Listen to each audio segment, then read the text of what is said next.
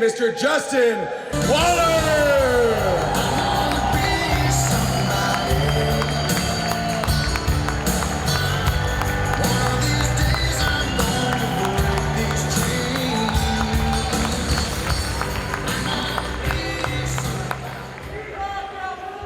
That's right, brother.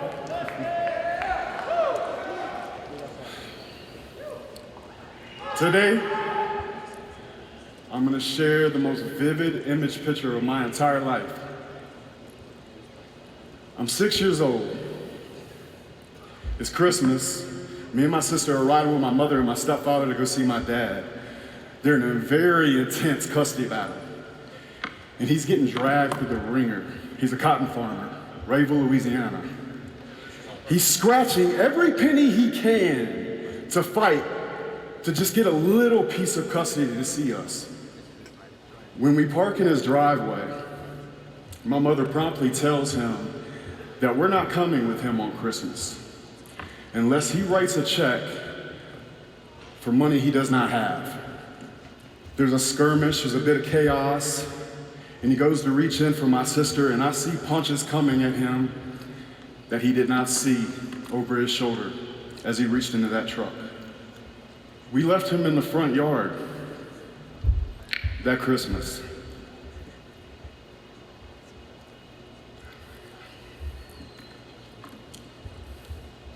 What bothered me the most about it is I knew nobody was coming to save him. Nobody was gonna pick him up. And at 6 years old, I felt pretty helpless. I can still see this vision through the truck glass of leaving him there. And so it leads me to a question. Who here has ever been in a position where you're in an atmosphere that you feel like you can't control, and if you don't get out of, you're gonna be in a bad place? Who's been there? And so because you've been there, you know you have two choices. You can, one, become that atmosphere. Or two, do everything in your power to never be like that situation. And I presume, since all of you are here, you also chose the latter. When I chose the latter, I went hard. By the time I was 24, I built a steel company, and we were hanging steel all over the South, multi-states.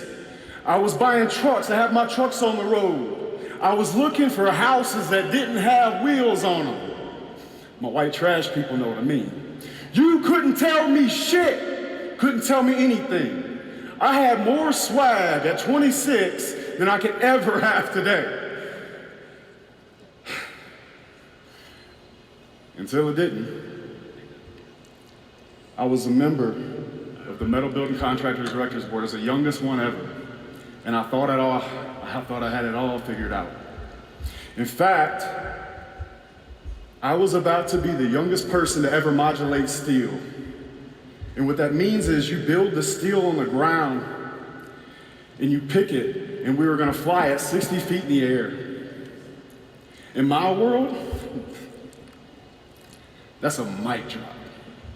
Youngest one ever to do it. I pulled up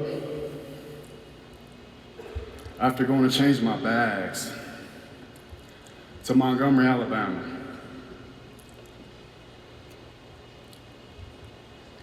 And the crew was gone. They'd been away from their family for months. I came to have a site superintendent visit with the man on site that was working for the general contractor. And I pull up on the job, and there's 8 columns, freestanding, 60 feet in the air, that my men just forgot to tie off. Anybody that's in the steel business or the construction business understands that this is a big no-no. And it's very, very dangerous. And although we created a lift plan to cover every piece of steel on that project, particularly the 20,000-pound picks, they just let it slip by. I don't blame them. They miss their family. So what did I do? I took that arrogant swag, pulled the Superman cape open, grabbed a hard hat, jumped in the forklift, called one of the guys that did stay back, one man, I'm gonna owe him some beer, we're gonna be out there all day, and I start grabbing bar joists, tying the rafters in, grabbing the bar joists, tying the rafters of the column and the rest of the building that we had put up, and the next thing you know, I hear the most haunting sound in what I do. Steel, crashing into steel. I looked up through the rack and I saw column after column after column falling like dominoes, going straight towards the end wall of the building that we had built. And the thing about buildings are, when they fall, they twist. And those columns were going straight at that end wall, and there was nowhere for that building to go but to land on me and that machine. The building, due to the work the men had done previously with our temporary bracing plans, stood. But I didn't. This is me on the ground, rigged up to the bar joist, 30, 40 seconds after that steel fell. And while I was laying there, I couldn't help but have a flashback of what I saw when I was a kid. My dad.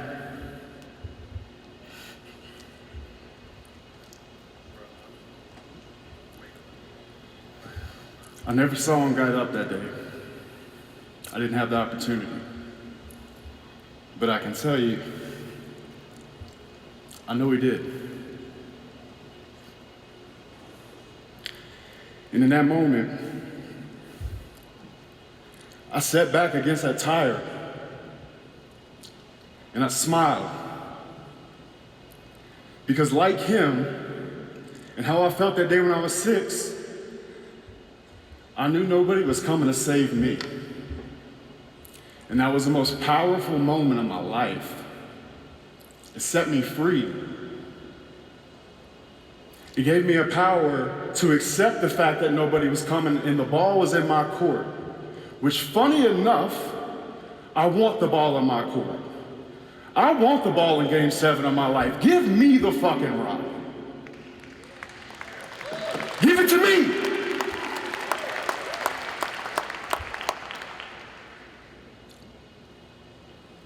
We hung that steel.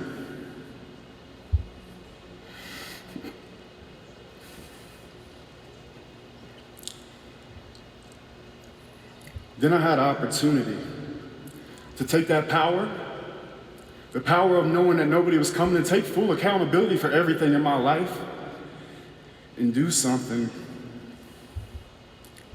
that I truly believe every young man wants to do. Look, I was trying to figure out I don't have a I figured out something.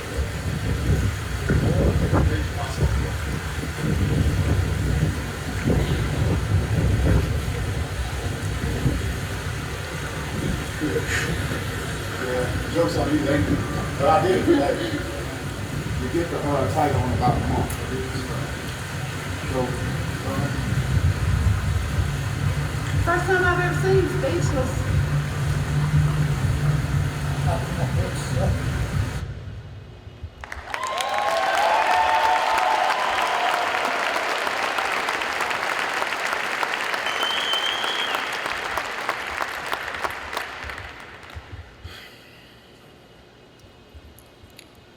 the day that you realize that nobody is coming to save you, and you embrace that, it'll give you a power like nothing I could ever explain to you. I challenge you to try it. In your darkest hour, if you can smile in the dark, it'll give you a power that nobody can ever take away from you. Thank you.